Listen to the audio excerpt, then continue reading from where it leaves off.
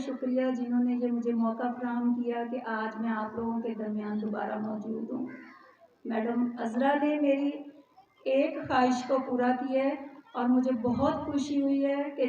जिस स्कूल पे मैंने इतनी स्ट्रगल की थी उसको उन्होंने आगे बढ़ाने में अपना भरपूर रोल प्ले किया है और आज मुझे बहुत खुशी हो रही है कि उन्होंने इसको उससे भी आगे 4 साल लगा दिए हैं। रहमान रहीम। आज 8 फरवरी से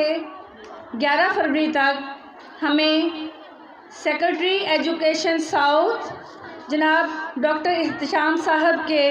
हुक्म के मुताबिक 4 रोज़ा प्रोग्राम मुनक़िद किए गए हैं जो फ़रोग़ देंगे, तालीम को फ़रोग़ देंगे, बच्चों के किरदार के लिए फ़रोग़ दिए गए। हम बच्चों को तालीम और तरबियत सिखाने के लिए हमने फ़रोग़ दिया है, बच्चों की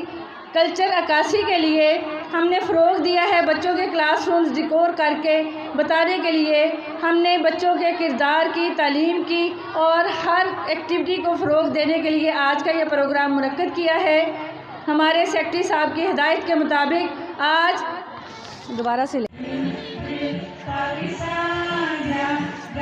पाकिस्तान